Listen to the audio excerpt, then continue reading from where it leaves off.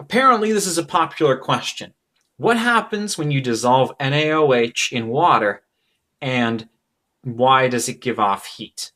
Or why is it an exothermic reaction? Well, the first thing I want you to know is that when you put NaOH in water, what's actually happening is that the water molecules are breaking apart the ionic structure of this compound. Waters are taking away Na plus ions and solvating them, i.e., you get an Na plus ion with waters all around it. I won't call these ligands because I don't think they're permanently attached, but I could be wrong. These waters surround it.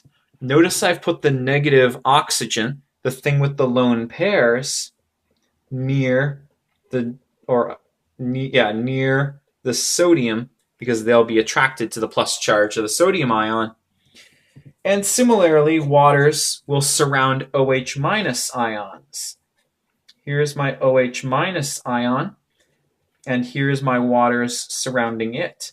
The hydrogens of waters will be attracted to the negative oxygen, and the oxygens of water will be attracted to the hydrogen atom.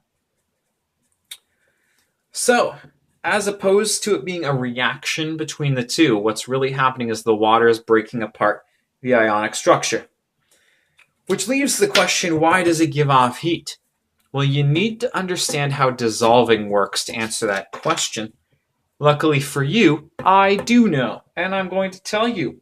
It's your lucky day. Anyways, so the first thing that happens that I want you to consider is that you're breaking apart Na plus ions and OH minus ions. Plus, minus, attracted to each other.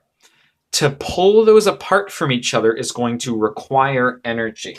It's like pulling apart two magnets that are stuck together. You've got to physically pull them apart. You need to put energy in, i.e., it's an endothermic process, if you're familiar with that word, to break these two ions apart. Secondly, you need to take the solvent, that's what it's dissolving into, in this case water, and kind of separate them from each other to make a little hole. What I mean by that is that you have water molecules piled on top of each other in solution, right? Kind of like that. They're all hydrogen bonded together. And you've got to break a couple of those hydrogen bonds in order to make a hole in the solvent that we will theoretically put the ions into. To pull the water molecules apart, you also have to put energy in, and it's also an endothermic process. So far we've broken apart the ionic structure and we've separated the water molecules from each other to make a little hole. We've only put energy in. But once we fill that hole, I guess I'll have to write it here again, H2O, H2O, H2O, H2O, with either a sodium ion or an OH minus ion, we get energy back out. If an Na plus is surrounded by waters, we have what's called an ion dipole intermolecular force. They're attracted to each other, and they release energy when they come together. Same for OH minus. It's an ion reacting, or rather, being attracted to a molecule with a dipole, a polar molecule. So we get ion dipole interactions. Plus, we also get bonus hydrogen bonding between these two. So when they attach to each other, we also get energy out. These attractions give us energy out, which is an exothermic process.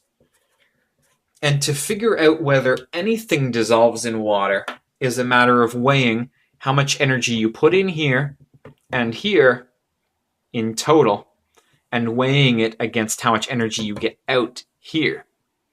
If the energy you put in is more than you get out, then energy was required to dissolve it. The temperature of the water will go down when you dissolve it in there.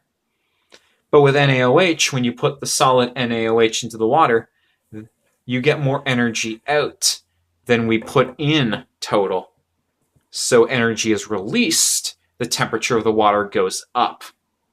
That's why it's an exothermic reaction. It gives off heat. If you're into exothermic, endothermic, we say that the enthalpy of solvation is negative if energy is released overall. That is, step 3 is bigger than steps 1 and 2 put together in terms of amount of energy. That makes it an exothermic dissolving process. The exact opposite when delta H is positive, delta H solvation is positive, more energy needed to be put in than you got out. So overall, it's an endothermic process, and the temperature of your water would go down. Pretty sweet, huh? I think I explained that pretty damn well. Leave me some great feedback in the comments, and I'll see you later. Hey, best of luck.